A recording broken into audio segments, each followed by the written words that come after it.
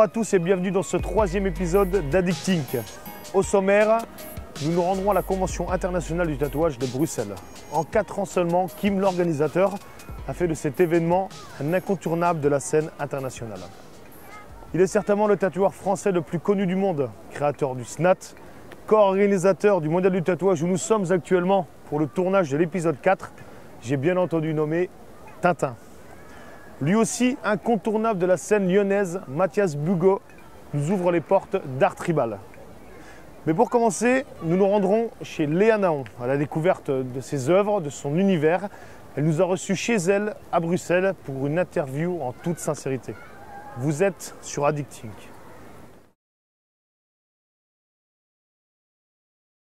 Eh ben, je me présente Léa Naon, tatoueur, et je fais des dessins à côté. Voilà.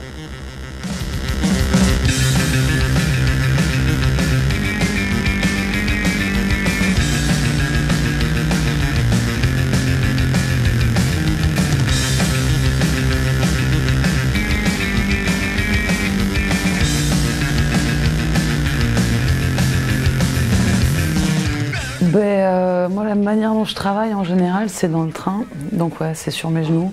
J'ai mes carnets de croquis avec moi tout le temps, donc tout se passe dedans. Principalement, tous les vrais originaux des dessins sont dans les carnets de croquis. Donc ça, j'en ai des tonnes. Si tu veux regarder dedans après, il y en a quelques années, quoi. Et donc voilà, je dessine tout le temps, mais sur un A4, quoi, tu vois. Et donc ça se passe d'abord là. D'après photo. Mais en général, c'est moi qui prends les photos, c'est en soirée, c'est mes potes, et c'est en noir et blanc quand ils se roulent par terre et que c'est n'importe quoi. Et le plus de photos ratées où tu faisais pas exprès de prendre le mec qui est en arrière-plan qui fait une drôle de tête, c'est celles-là qui sont cool. Donc je fais des zooms et puis je regarde. Moi, il n'y a aucune mise en scène et j'aimerais bien, mais je pense même pas que je serais capable d'avoir le même résultat si je prenais pas de trucs sur le vif, quoi.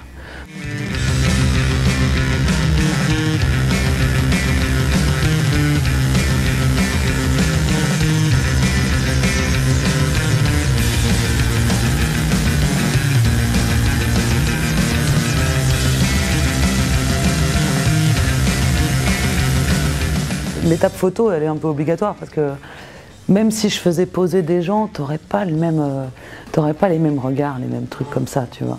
Parce que quand tu fais poser quelqu'un, bah, ouais, il te regarde, super, mais alors là, les expressions... et quand tu prends des photos dans une fête, tu vois des amis qui ne se sont pas vus depuis 10 ans, ils sont là, ils se prennent dans les bras, juste une accolade, mais sur la photo, tu as chopé à quel point il se sert ou pas. Et c'est ça, par exemple, de faire ressentir après... dans un dessin, vas-y, est-ce que c'est vraiment un truc vraiment franc, où ils sont vraiment heureux de se voir, ou c'est juste, ouais, salut, comme ça, essayer de retranscrire ça, c'est le ressenti, quoi, ouais. qui est bien.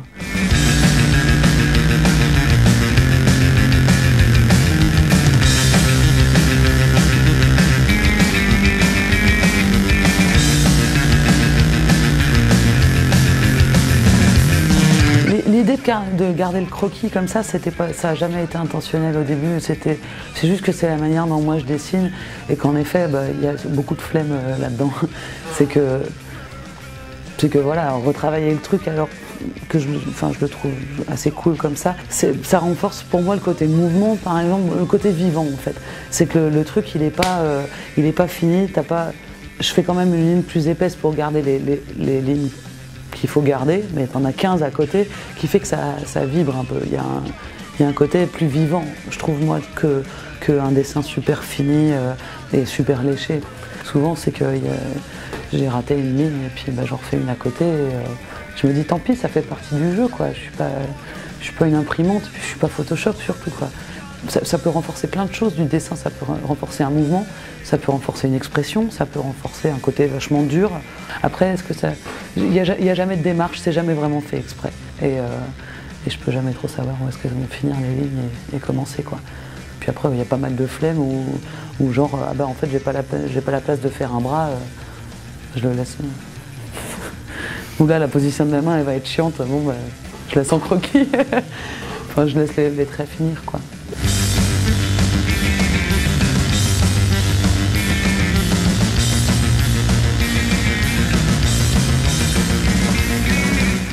j'aime à croire que les gens viennent pas me voir uniquement pour ça, juste parce que c'est un style croquis comme ça, mais parce que quand ils me demandent une nana qui est triste, eh ben, je vais pas juste faire une nana comme ça avec une larme qui tombe. Et puis il y a 100 milliards de manières de dessiner une meuf qui est triste. Et tu as des nanas ou des tatoueurs qui dessinent des nanas, on va le dessiner tous différemment. Genre Alix, ça va pas faire la même nana qui est triste que moi, tu vois. Mais on vient me voir pour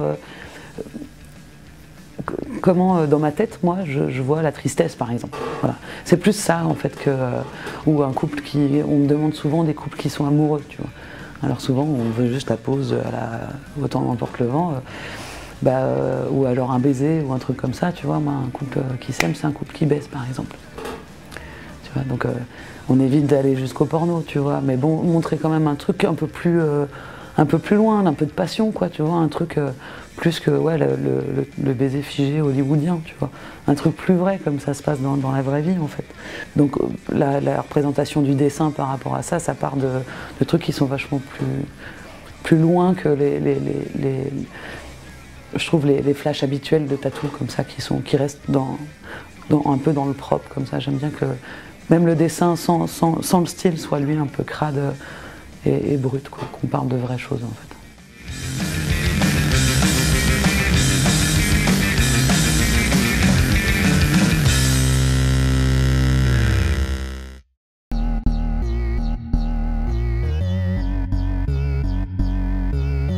Hi and welcome to the 4th International Brussels Tattoo Convention. You are watching Addict Inc.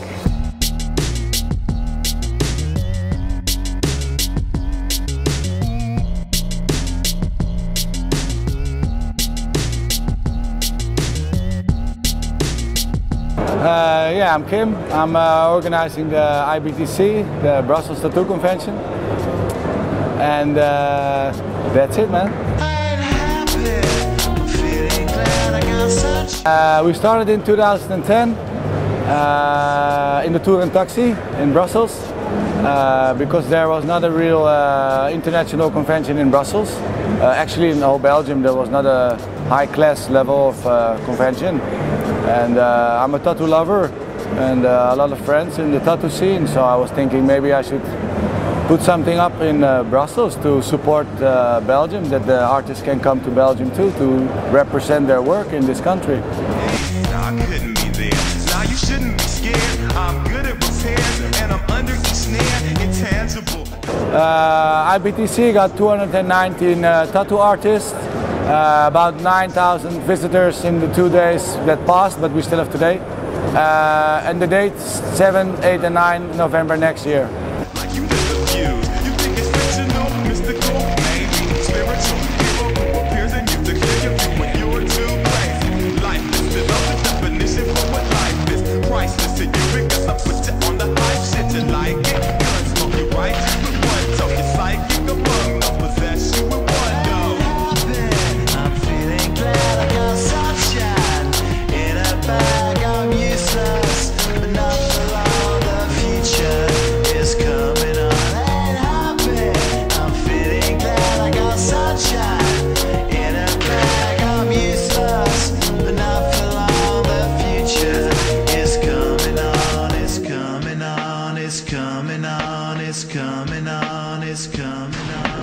I started tattooing back in 1992, 93.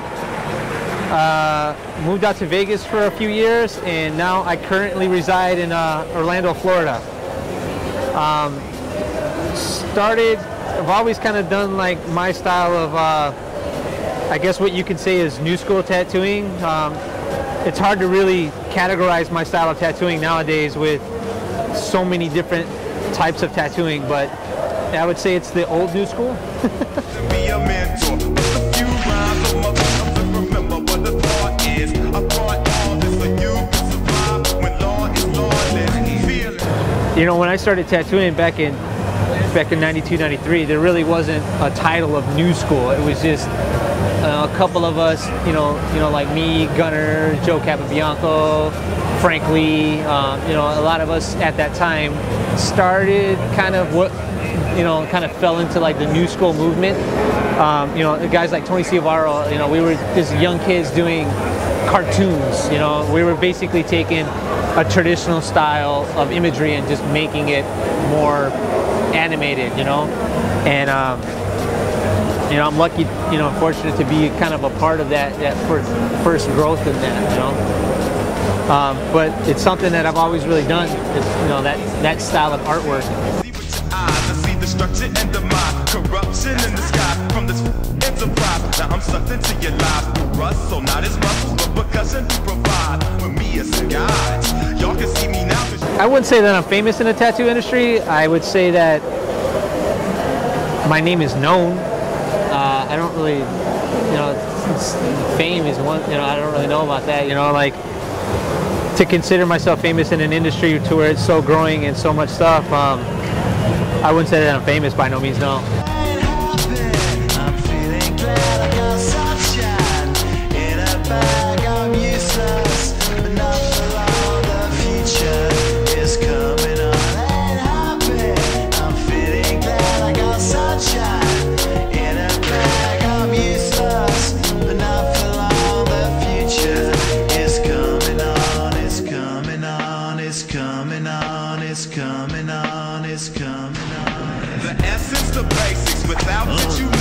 Allow me to make this child like a nature rhythm. You have it or you don't, that's a fallacy. I'm in them.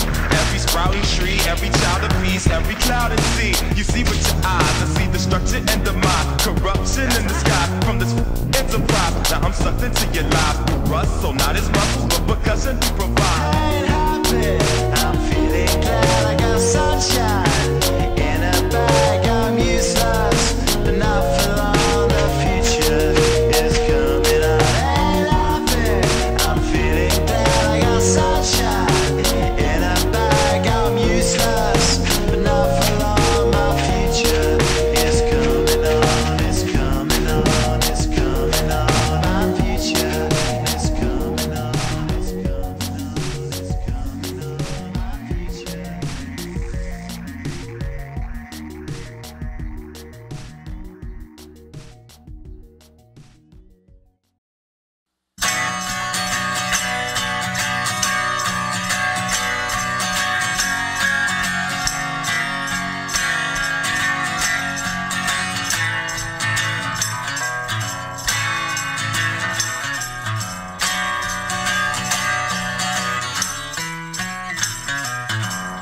Oui, donc j'ai organisé 2 premières conventions, une en 99 et l'autre en 2000. Les premiers mondiales du tatouage. Je faisais un petit peu partie de... Il y en avait une première convention aussi qui était organisée à l'Élysée-Montmartre.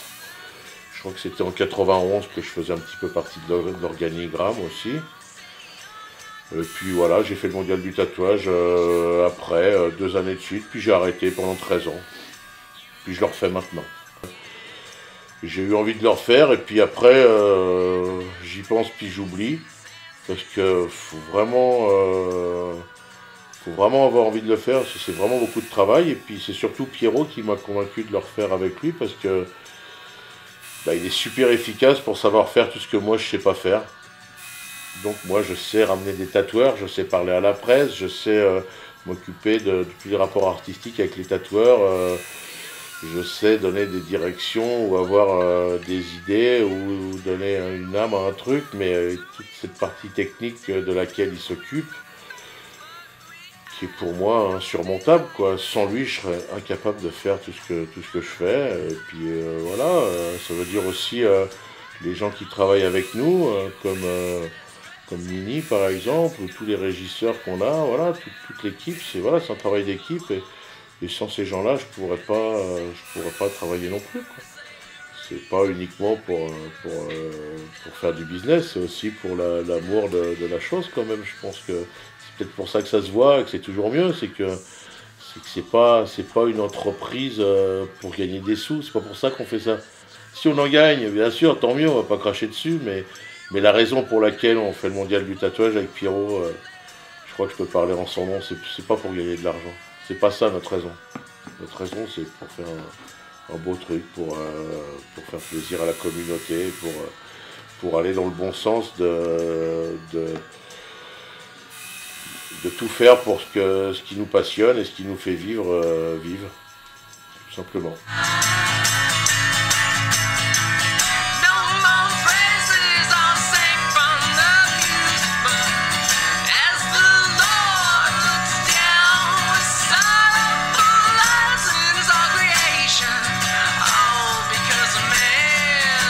La création du SNAT, c'est un rapport avec le fait que on revendique des choses, on a besoin de se défendre d'autres choses et que c'était le moment de le faire et que aujourd'hui fiscalement tu fais de la ferronnerie d'art ou pour des cheminées, tu es un artiste. Tu fais de la photographie, tu es un artiste, tu fais de la peinture sur soie, tu es un artiste, tu fais du tatouage, tu n'es pas un artiste. Bon, je suis d'accord, il y a plein de tatoueurs qui ne sont pas des artistes, mais il y en a plein d'autres qui le sont, donc je trouve ça un peu dégueulasse qu'on n'ait pas ce statut. Et je me bats pour la reconnaissance du statut d'artiste. Alors après, c'est pas une affaire de lutte d'ego, mais tu vois, c'est dingue qu'il y ait plein de gens qui réussissent à critiquer ça, alors que à l'étranger, il y en a plein qui auraient rêvé qu'on fasse la même chose pour eux. Et effectivement, c'est une référence. Ne serait-ce que le plus gros syndicat européen après le nôtre, c'est le DOT, le syndicat allemand, fait 100 membres maximum. Au SNAT, on est 1100 membres, même plus, je ne sais pas le chiffre exact, mais on est plus de 1100 membres. Et là, avec les événements actuels, je pense qu'il doit y avoir des cotisations et des adhésions tous les jours. Parce que c'est toujours quand il pleut que les gens se rendent compte que notre parapluie est grand et puis qu'ils peuvent tous venir s'abriter en dessous. Tant qu'il pleut pas, qu'il fait beau temps, ça dérange personne de profiter de nos avancées et puis de ne pas être inscrit. Mais le jour où ils commencent à avoir les chocottes pour leur profession, forcément, ils viennent sous notre parapluie.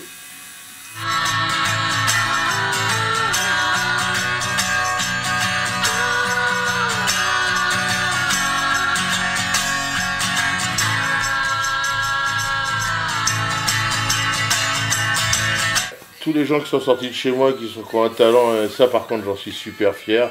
Et puis là autant je vais pas trop te parler de ce que je fais moi, mais par contre ceux qui ont peut-être pas appris, mais qui se sont perfectionnés à mes côtés, il y a ceux qui ont été mes apprentis depuis le début, puis il y a ceux qui ont juste passé un petit temps, certaines périodes chez moi, ça j'en suis très fier.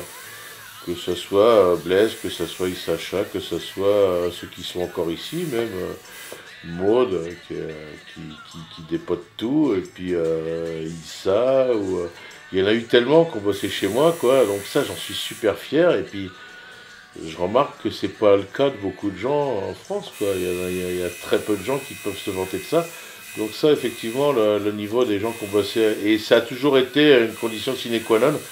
Je préfère avoir pas assez de tatoueurs et trop de travail plutôt que d'avoir des mauvais à côté de moi ou d'embaucher n'importe qui. Donc ça devient vraiment un super poste dans ton CV, quoi, de travailler ici. Et ça, par contre, j'en suis vachement fier, quoi. Donc, et je continue. J'ai toujours été intransigeant là-dessus. Ceux qui travaillent ici, il faut qu'ils soient bons, qu'ils soient même super bons. Et ça va, ça démarre de l'apprenti, quoi. Quand je prends un apprenti, c'est que c'est quelqu'un qui cartonne vraiment avant même de travailler ici, qui a un niveau de dessin artistique qui est quasiment au-dessus du mien. Quand j'embauche un apprenti, il faut qu'il soit limite aussi bon que ce que je sais faire, voire meilleur, c'est ça qui m'intéresse. Et puis je suis fier aussi d'avoir des gens dont le succès n'a rien à voir avec mon influence, mais qui sont tellement mes potes, avec qui je m'amuse tellement, et avec qui c'est toujours une mini-convention de travailler à côté, et qui viennent travailler ici, des fois, comme Tiraf qui est là une semaine de temps en temps, ou comme Alix qui est là un jour par semaine, ou comme Michael de Poissy qui est là un jour par semaine aussi. Ça, j'en suis vachement fier aussi, parce que c'est quand même du super gros blaze, c'est vraiment du niveau... du top niveau, et puis il travaille là de temps en temps régulièrement, et voilà, on s'amuse bien, et on travaille, on est vraiment copains comme cochons, quoi, puis on fait bien les cons, puis ça fait du bien aussi, quoi. Parce que voilà, être sérieux, ça veut pas dire se prendre au sérieux.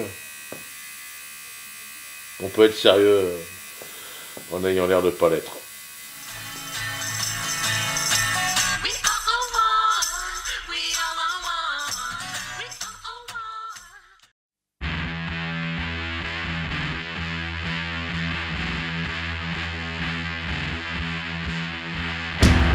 Donc, je m'appelle Mathias Bugot, je suis tatoueur à Art Tribal Tatouage à Lyon.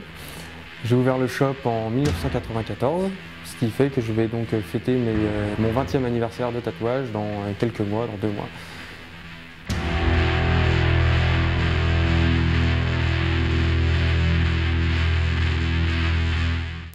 J'ai jamais vraiment essayé de développer un style personnel.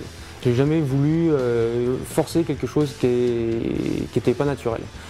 En revanche, c'est vrai que j'ai toujours apprécié, voire jalousé, les gens pour qui c'était évident, pour qui c'était facile. Mais je m'en rends compte maintenant avec le recul, puisqu'après 20 ans de travail, je pense qu'on peut dire que j'ai un petit peu de recul sur ce que je fais. J'ai pris le parti finalement de rester sur les traces de la vieille école en fait. J'essaye pas d'apporter des choses nouvelles dans le tatou. En revanche, il y a des choses qui fonctionnent et il y a des choses qui fonctionnent moins bien. Et dans tous les styles. Et j'essaye de piocher dans chaque style qu'est-ce qui va être le plus efficace, qu'est-ce qui va donner le plus de force à un tatou. Et en fait, ce que tu apprends en travaillant un style, tu vas pouvoir le ressortir d'une façon différente dans un autre style. Et en fait, si tu touches à tout, ça te permet après de resserrer tes connaissances et de les mettre au profit de ce que tu fais en fait. Et même si je fais plein de choses différentes, j'ai fait pendant des années, j'ai fait pas mal de japonais ou néo-japonais, des pièces traditionnelles américaines. J'ai fait énormément de tribal aussi il y a quelques années. Mais c'est toujours des tatous qui restent hyper forts, hyper efficaces, très tranchés et surtout hyper lisibles, quoi. Et moi, ce qui m'intéresse dans le tatou, c'est le côté immédiat. C'est tu relèves ta manche et tu as le tatou qui vient à toi directement. À partir du moment où tu regardes un tatouage et que tu commences à être obligé de plisser les yeux, te rapprocher, prendre le bras, le faire tourner pour le lire, c'est que déjà il y a un truc qui ne fonctionne pas, tu vois ce que je veux dire. Donc c'est pour ça que j'essaye de faire des tatous qui soient le plus lisibles possible.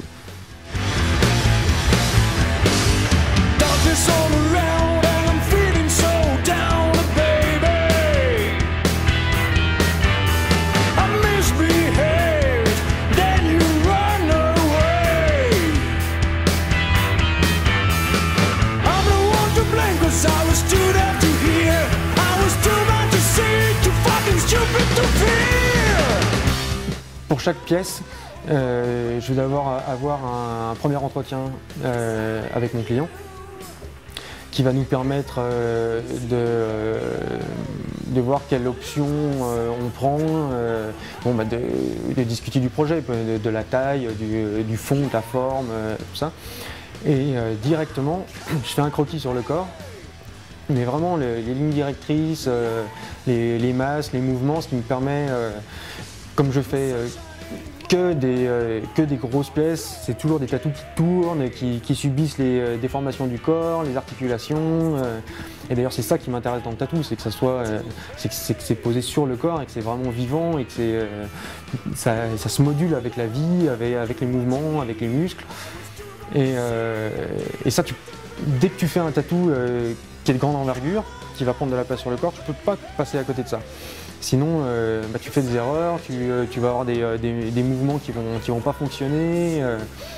Et donc, je passe toujours beaucoup de temps en amont pour préparer mon dessin, pour que quand je vais poser mes calques pour faire le tatou, tout soit vraiment, si ce n'est millimétré, mais même pas loin, quoi. Je fais un patron en fait, comme de la couture. Je fais un patron avec les lignes directrices, la structure du tatou, qui pourra être éventuellement modifiable au dernier moment, s'il faut décaler un petit peu les objets les uns par rapport aux autres. Et c'est ça qui va me permettre de faire mon dessin à l'échelle 1 pour pouvoir ensuite faire le tatou. Et je laisse toujours une part d'improvisation pour que, même si je fonctionne vachement avec des recettes, avec des habitudes, pouvoir être réactif. Si tu as la bonne idée qui arrive au dernier moment, on va pouvoir le faire, la mettre en œuvre Mais c'est vrai que dans mes compositions, j'essaye toujours de faire en sorte que ça soit fluide ou très tranché, mais qu'il y ait toujours un parti pris qui soit net. Et ça peut être qu'efficace que si c'est limpide, que si c'est fluide, que si cette pièce-là, elle est posée là et qu'elle va bouger comme ça, et elle sera mise en valeur par le fond qui va faire que... Souvent les tatoueurs parlent de contraste, effectivement, on peut pas, sur le fond et la forme, on ne peut pas échapper au contraste, c'est pas possible. Mais il y a encore un truc qui est encore plus important pour la lisibilité d'un tatou, et d'autant plus si c'est une grande pièce, c'est le rythme. Et ça on entend rarement parler chez les tatoueurs, c'est que le contraste, effectivement, c'est ce qui va donner la profondeur, c'est ce qui va donner la lumière à un tatou, c'est ce qui va lui donner sa densité. Mais s'il n'y a pas de rythme, et ben, l'effet recherché par ce contraste peut être complètement annulé.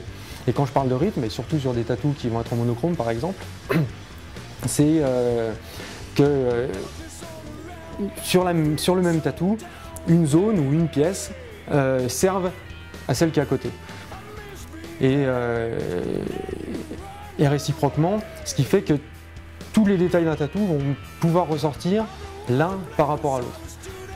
Et on ne peut pas faire une zone de lumière si on n'a pas mis une zone d'ombre derrière. Et inversement. Et si on fait un dégradé tout doux, le dégradé ne paraîtra pas tout doux s'il n'est pas à côté d'un truc un petit peu plus rugueux, qui aura un petit peu plus de matière. Voilà, et donc c'est encore un point sur lequel j'essaye de travailler au maximum sur la juxtaposition de choses qui vont se servir mutuellement en fait.